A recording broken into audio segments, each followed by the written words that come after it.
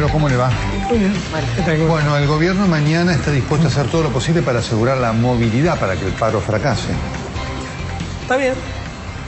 Tendrán que poner los autos de los funcionarios al servicio de la gente que quiera viajar. La pregunta es, ¿el gobierno usted cree que tiene real dimensión de lo que significa este paro como tal o no? No, si no, no se entiende, porque la verdad que el 10 de abril, cuando se hizo la jornada por la cual veníamos planteando el tema del impuesto a las ganancias, veníamos planteando la situación crítica con la inflación, con todo lo que hoy se vuelve a repetir, no hubo ninguna respuesta. Y es lamentable porque provoca en la gente lo que no debería provocar, que es, bueno, vamos al paro, pero, por ejemplo, yo vengo ahora de una asamblea del Ferrocarril Sarmiento donde se votó por unanimidad parar, con 800 compañeros en la seccional, y los compañeros planteábamos decir, vamos al paro, pero nos exigen a nosotros como dirigentes convocar un paro de 48 horas para septiembre. 48 horas. El tema es... y ojo, no solo nosotros, el tema también lo estuvimos charlando con la fraternidad, señaleros, también y todos estamos en el mismo lineamiento para hacer. La pregunta es que se hace a lo mejor el Independiente, que tienen los mismos, los reclamos son unánimes de todos, así que unos pueden estar de acuerdo o no, porque hay dirigentes que sí y hay dirigentes que no. Porque defienden sus intereses propios. El mejor ejemplo es la UTA. La UTA estuvo hasta último momento viendo cómo chantajeaba al gobierno porque tienen una deuda con el tema del subsidio al gasoil y deudas que tienen con el gremio, y no se dan cuenta que delegados propios, nosotros tuvimos una reunión ayer con delegados de la UTA de la zona oeste, donde nos están planteando un problema que es real. Ellos cobraron 1.400 pesos de aumento, ya se lo comió la inflación, el tema de la larga distancia, que están cobrando menos que la corta distancia, los problemas de inseguridad que sufren los colectiveros, que es uno de los gremios más afectados. Usted nos está diciendo que hay mucha gente de la UTA, afiliados de la UTA, que no van a acatar el mandato de la dirigencia. Sí, mañana lo va a ver todo el mundo. Eso. El que se cree que mañana va a haber colectivo se equivoca. ¿Qué posición tienen ustedes con respecto a los bloqueos? Yo creo que mañana van a ser innecesarios, aunque nosotros vamos a hacer actos. A mí me toca en la parte en la zona oeste, porque bueno, uno de los temas que nosotros queremos es darle visibilidad al conflicto, ¿no? Lo que pasa es que, bueno, a veces lo que uno piensa es que cómo evaluar lo genuino del paro realmente, teniendo en cuenta que si alguien quiere llegar a trabajar no va a poder porque no va a acceder a la ciudad. ¿Por qué no se permiten, digamos, las dos cosas? El que quiere acata el paro y el que no. Nosotros lo vamos a permitir porque vamos a dejar todas las calles laterales abiertas. Así que nosotros no vamos a impedirle a nadie que no vaya a su trabajo. Pero van a cortar lo que son accesos importantes. No, nosotros zona oeste es en... ¿Dónde van a hacer ustedes? Enfrente del Posadas. Pero a 20 metros tenés las laterales que nosotros las vamos a dejar todas abiertas. La CTA ha dicho hoy, la CTA de Micheli, que hoy ellos van a cortar. Eso genera toda una discusión filosófica profunda, ¿no? Porque, ¿sabe? Insisto, seguramente hay mucha gente que a lo mejor mañana tiene que ir a trabajar por el presentismo y está de acuerdo con el reclamo, pero eso genera un ambiente de miedo, ¿sí? Que eso también determina, ¿no? Si uno se mueve o no. Sí, pero la discusión de fondo es por qué volvemos a parar. No, bueno, esto yo sé, por eso le iba a preguntar fundamentalmente si el paro ustedes creen que va a servir para el logro de este reclamo, que en ese sentido sí es unánime, el tema del salario y la inflación y la inseguridad es unánime. Nosotros esperamos que ser escuchados, y si no somos escuchados, nosotros en septiembre volvemos a plantear el paro de 48 horas. Ya se lo decimos al gobierno para que lo entiendan, que tienen que sentarse a discutir el tema del impuesto a las ganancias. ¿Por qué cree usted que el gobierno no nos escucha? Por la soberbia que tiene, no por otra cosa. Cuando hablan ¿tienen contacto, no sé usted o algunos de los que con ustedes trabajan, con los sindicatos oficialistas? No, con delegados de los sectores de oficialistas, sí. ¿La visión de ellos es tan diferente como expresan sus cúpulas? Sí. Sí. ¿Ellos están, digamos, convencidos de un apoyo al gobierno importante? No, a ver. Hoy hubo en la asamblea nuestra hubo un tipo que yo creo que reflejó mucha gente.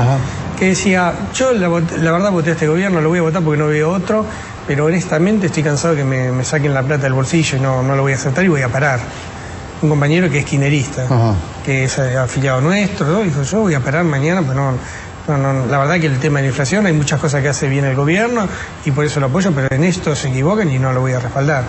Y eso se va a ver muy reflejado mañana. Ahora, volviendo a lo que decía Nelson hace un ratito, la presidenta ya lo dijo claramente, este año no se mueve el impuesto a las ganancias. Digamos, más allá del paro que usted acaba de decir que se puede realizar en septiembre, ante una posición tan firme, ¿ven ustedes alguna otra manera de negociación o de presión para que esto cambie? Si le damos continuidad, es una discusión, y si no le damos continuidad, es otra discusión. Porque todo gobierno, está bien que gobierne, pero tiene que, cuando tenés, como vas a tener mañana, una medida de acción directa que va a ser muy, muy masiva, tenés que escuchar los reclamos. Porque si no, el problema es que terminamos como muchos gobiernos han terminado mal, y eso no le sirve a nadie. No le sirve a este gobierno, no nos sirve a nosotros como país, no nos sirve a nosotros como trabajadores. Entonces, el problema del diálogo es fundamental. No, es una problemática clara, y es una pena porque la realidad es clara, ¿no? En lo que está pasando con el tema de la inflación, que está absolutamente desbordada, ¿no? Y hay un marco, hay un nivel de paro de personas que tienen salarios que uno podría decir en general bastante buenos, que está marcando cómo les está golpeando todo este tema del mínimo no imponible. Nosotros somos gente que tenemos sueldos en relación a otros trabajadores, que es bueno. ¿Cuánto es más o menos? 14, 15 mil pesos. Y los golpea mucho. Y nosotros todos los meses vemos como nuestro salario disminuye. Claro. Si nosotros que cobramos eso, vemos que hay trabajadores que el grueso, el 63% de los trabajadores cobra menos de 7 mil pesos en la República Argentina, y a eso hay que agregarle los que están en negro, y todos los problemas que hacen. ¿Esos también pagan o pagan menos? O porque el que está en 7 mil pesos se lo come la inflación, no tiene el mínimo no imponible, obviamente se lo lleva la inflación. Yo creo que mañana el paro va a ser muy, muy masivo. Yo me reía porque te voy a contar un hecho que la verdad que es lamentable que esta conversación.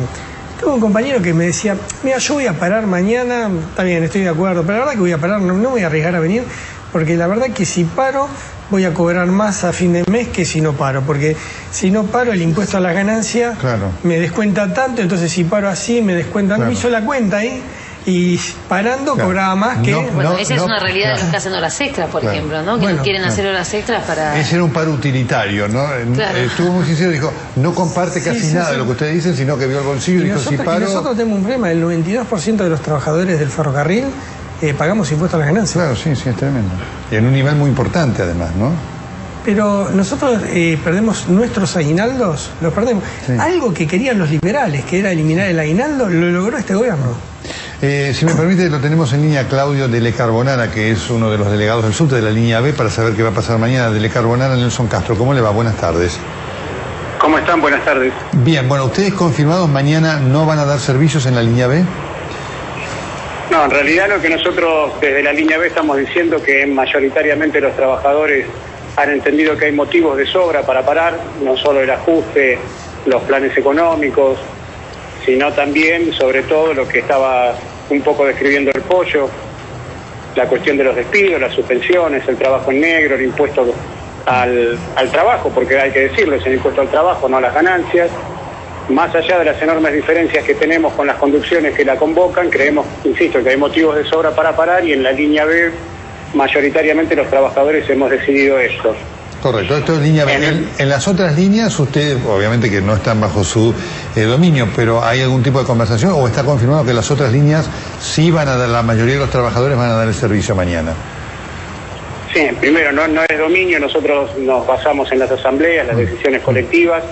La mayoría de los trabajadores del subte con los que yo he hablado, y creo que es el sentimiento generalizado, es el de querer parar, porque, insisto, nos afecta directamente lo que tiene que ver con el impuesto al salario, pero también nos afecta que haya casi 40% de trabajadores en negro en la Argentina, los despidos, las suspensiones, sobre todo en el sector industrial, como hemos visto en Lear, o los cierres de fábrica, como en Donner, en Patio, o tantos frigoríficos que han cerrado y son puestos de trabajo que se pierden. O sea, creo que el subte mañana va a tener líneas que van a funcionar con mucha demora probablemente, o algunas que no funcionen, y la línea B que no va a funcionar. Un panorama muy parecido a lo que pasó el 10 de abril o lo que pasó en el 2012 en el paro del 20N. O sea que esta evaluación del Carbonara se va a poder hacer recién mañana para poder tener una real dimensión de qué es lo que pasa, bueno, en el resto de las líneas. La línea B está claro.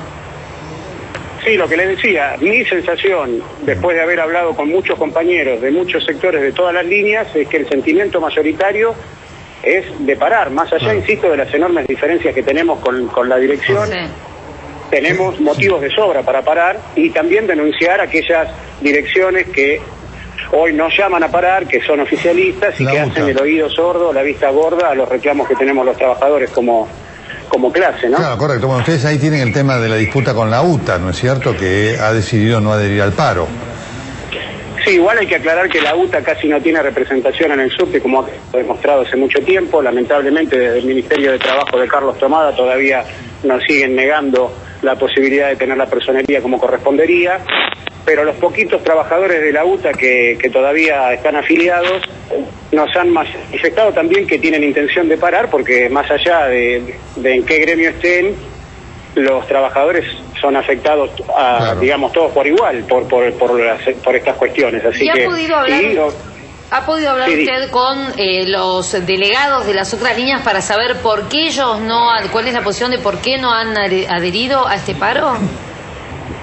No, como le decía, se han hecho consultas y asambleas en algunos sectores, en otros todavía no se han realizado, se están realizando.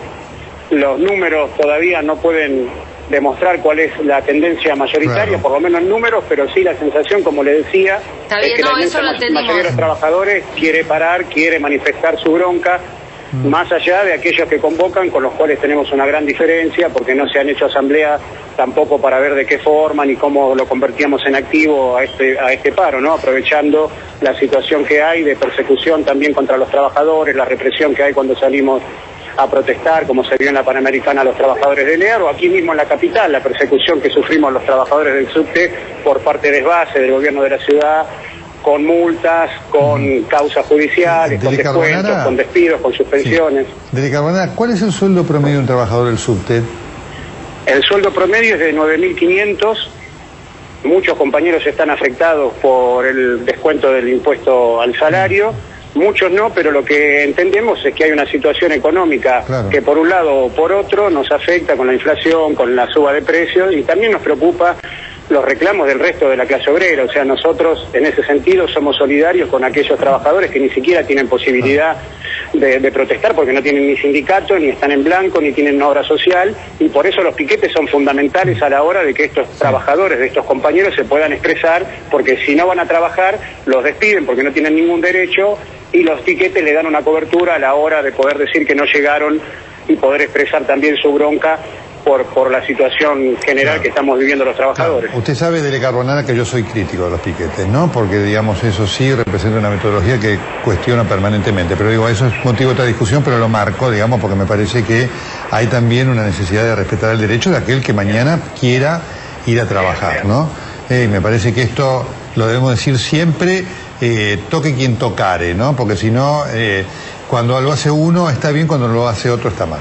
Muy bien, no, lo que hay que decir es que los trabajadores muchas veces la única posibilidad de que se conozca nuestro reclamo es es un método histórico de la clase obrera. No estamos hablando de hacer cortes para festejar porque vino alguien o se fue alguien o porque hay tal o cual espectáculo, sino que estamos hablando de familias en la calle, como es el caso de Lear o de Donnelley, o de tantas otras fábricas que están teniendo despidos y suspensiones. Entre Carbonara, yo ahí insisto, también lo discuto, porque yo creo que cuando el piquete además se extiende indiscriminadamente, termina además quitándole la legitimidad, porque hasta pierde el apoyo de mucha gente. Y me parece que es importante, ante situaciones justas, de reclamos justos, quien pierde el trabajo y reclama es absolutamente justo, tener una metodología que le permita darle una legitimidad absoluta y el apoyo de todos, porque si no, lo que termina sucediendo es que, como muchas veces ha pasado, terminamos discutiendo el piquete y nos olvidamos de qué es la protesta, de qué está.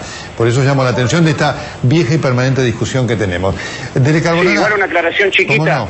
La mayoría de los trabajadores, cuando hay un piquete por reclamo de despidos o suspensiones, lo entiende. O sea, entendemos que también están los empresarios, están los patrones con intereses, y también vemos con mucha preocupación que cuando salimos a protestar, de la forma que sea, somos perseguidos, somos reprimidos, como se vio en la Panamericana, por parte de la bonaerense, de la Gendarmería de Berni. Hay una persecución muy grande porque también lo que ha hecho el gobierno desde el principio de año, sobre todo con este ajuste, intentar descargarlo sobre la espalda de los trabajadores y los bolsillos de los trabajadores, y para esto está utilizando también la represión, como se vio no solo en la Panamericana, sino también en el barrio Papa Francisco, donde junto con Berni estuvo el macrismo desalojando a aquellos que no tienen vivienda. Así que estamos muy preocupados por esto también. Sin duda, de Carbonara, y podría ir con otra discusión, porque yo creo que lo del Papa, la villa del Papa Francisco merece una discusión profunda, porque yo creo que la solución de ese problema gravísimo que se vivió allí no es esa, la de la villa del Papa Francisco. Esa gente necesita una solución profunda que no son esas villas. Por eso digo, terminamos, y esto lo abundo, terminamos discutiendo a veces la forma y demás, y nos olvidamos después del fondo de la problemática, que es realmente muy grave. Pero bueno, esta discusión seguramente la vamos a seguir por mucho tiempo como corresponde. De la Carbonara, muchísimas gracias. Vamos a estar hablando mañana para ver cómo están las cosas, ¿sí? Cuando usted quiera, gracias a usted, buenas tardes. Muchísimas gracias. ¿Cómo no? ¿Sabe lo que pasa? Que el problema de los piquetes no se quiere discutir. No, claro. Porque si el problema se discutiría a fondo, mostraría claramente la ausencia del Estado que hay. Pero absolutamente. Pero yo le doy un ejemplo, LEAR. Sí. LEAR despiden a los delegados. ¿Los delegados qué hacen? Lo primero que hacen es recurrir al gremio, que es el que los tiene que defender. El gremio le manda las patotas y les pega. Recurren al Ministerio de Trabajo. El Ministerio de Trabajo mira para otro lado. No le queda otra alternativa, porque son reprimidos por la patota. Salen a la calle. Viene Berni y actúa como el gerente general. Ahora, ¿por qué no discutimos el porqué de los piquetes? Pero por supuesto, pero ¿sabes que pues no les conviene, porque si nosotros vamos a la discusión a fondo, va a mostrar que el Estado, que es el que tiene que dejar dentro de los márgenes, por ejemplo, LEAR se tenía que haber solucionado adentro de la fábrica, rápidamente, en el Ministerio de Trabajo. Pero ¿sabe qué ocurre? ¿Sabe qué ocurre? Con Kraft, con Gestam. Esta es una exigencia, y yo reconozco que es difícil, pero es la realidad, porque cuando aparece el piquete, finalmente el trastorno a mucha otra gente, el piquete genera un trastorno a terceros, que es profundo, termina siendo un elemento que hasta el gobierno utiliza. Hoy Berni se maneja como Rambo lo vio en el helicóptero, que era una cosa de una película. Bueno, pero para algún sector decir, bueno, mira, llegó quien restableció el orden, y terminamos discutiendo esto y no la profundidad de lo que está pasando. Yo coincido con esto, pero la discrepancia es que el piquete termina alejando la discusión. Yo creo que tenemos que hacer una fuerte discusión del fondo del problema. Del fondo del problema, porque yo también comparto muchas de las cosas que usted plantea. Ahora, los piquetes son acciones desesperadas. Pero por supuesto, entonces ahí debe haber, ¿sabe qué? Por eso mismo ahí está la exigencia de la dirigencia para decir, bueno, ¿cómo nos planteamos frente a esto? Porque hoy hay una situación conflictiva creciente que hace probable que el piquete no sea algo aislado, sino creciente. ¿Cómo nos planteamos esto para que se pueda discutir el fondo y no terminemos hablando del piquete? Yo repito, si nosotros discutimos el problema del piquete, y lo discutimos seriamente, no para la tribuna, por supuesto. Ahí vas a ver, primero, el problema que hay dentro de los gremios. Porque los gremios, en vez de preocuparse por sus trabajadores, muchos, por los dirigentes, se preocupan por ellos. El Ministerio de Trabajo, ¿se acuerda que nosotros tuvimos un conflicto muy complicado de una semana? Me acuerdo perfectamente. El Ministerio de Trabajo me puso meter preso después. Sí, me puso conciliación obligatoria. Y no me citó algo totalmente ilegal. Es decir, me tenía que haber citado para discutir el tema de por qué estábamos en ese reclamo. Entonces yo, la próxima vez que me pongan una conciliación obligatoria, ¿qué opina que voy a hacer? La voy a desconocer. Pero claro, pero ¿saben? Por eso mismo digo, y usted da en el clavo justo, la exigencia de decir, bueno, ¿cómo generamos que esta protesta se discuta en el fondo y no en lo superficial? Porque cuando la discusión es el piquete, queda en el corte lamentablemente queda en el corte de calle. A mí me parece que si hoy se hace una encuesta y se le pregunta a la gente cuál es el conflicto al LEAR, la gente no lo conoce. Sabe. Porque queda en la protesta y en el corte en la información del servicio, lamentablemente. Por eso yo creo, y muchos compañeros que muchas veces hemos utilizado el piquete como herramienta, nosotros creemos que tenemos que empujar a fondo la discusión, pero seria del piquete. Así es. Seria. Y que nadie se escape por las ramas. Vamos a discutir por qué no funcionan las instituciones que deberían hacer que todas las discusiones se hagan dentro de un ámbito laboral, dentro del Ministerio de Trabajo. Porque además sabe que va a llevar eso el día que ocurra, obviamente, yo lo entiendo. termina de discutirse no solamente el problema, Lear exige discutir el problema de la fábrica y el problema de la corrupción de la dirigencia gremial, que es un tema, que no se lo voy a contar a usted, ¿no es cierto? No me lo cuente. Entonces, claro que es un gran tema para discutir, y a muchos dirigentes le conviene mucho más que se discuta el piquete. Obviamente. Pero claro, discutamos el piquete. Porque con el piquete nos sería la discusión de fondo. Eso es lo que quiero marcar. Exactamente. Sobrino, muchísimas gracias. No, muchísimas gracias por invitarme. Muy bien, vamos a la pausa y ya seguimos.